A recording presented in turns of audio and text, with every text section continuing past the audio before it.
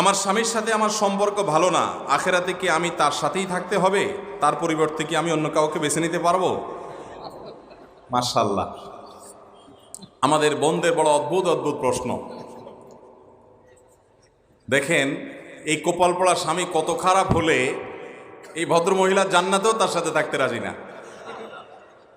আহা, পুরুষরা সব সোজা হয়ে যান, বেশি বেলায়েন হবেন, এই মহিলা বদদোয়া শুরু করে দিবে, আল্লাহ এই অমানুষের সাথে জান্নাতে আমি থাকতে চাই না।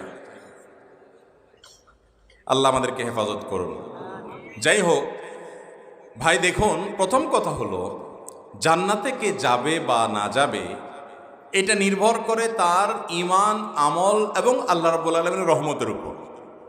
আল্লাহ তাআলা যদি কারোর প্রতি রহমত করেন তিনি জান্নাতে যাবেন। এমনও হতে পারে কোনো স্ত্রী তার আপন আমল দ্বারায় তিনি জান্নাতে চলে গেলেন, স্বামী তার বদামলের কারণে তিনি জাহান্নামে যাবেন। হতে পারে কি পারে না?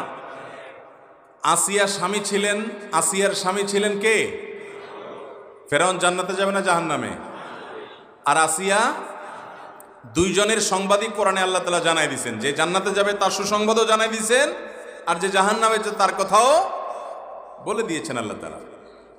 তাহলে বোঝা গেল যে স্ত্রী জান্নাতে গেলেই যে স্বামী চোখ বন্ধ করে জান্নাতে চলে যাবে এমনটি কোনো জরুরি বিষয় নয়। তবে এটা ঠিক যে স্বামী স্ত্রী একে অন্যের সপক্ষে আল্লাহর কাছে আল্লাহর অনুমতি পেলে সুপারিশ করার সুযোগ পাবে, অন্যজনের কাছে যেরকম অন্যজনের বেলা যেরকম পাওয়া যায়, সেই হিসেবে আল্লাহ তাআলা রহমত করে মৌলিক সব বিষয়, মান, আকীদা, বিশ্বাস যদি শিরক মুক্ত থাকে, ঠিকঠাক থাকে, তাহলে সেক্ষেত্রে আল্লাহ তাআলা একজন আরেকজনের সুপারিশের মাধ্যমে আল্লাহ জান্নাত দিতেও পারেন। এটা সম্পূর্ণ আল্লাহর ইখতিয়ারাধীন বিষয়।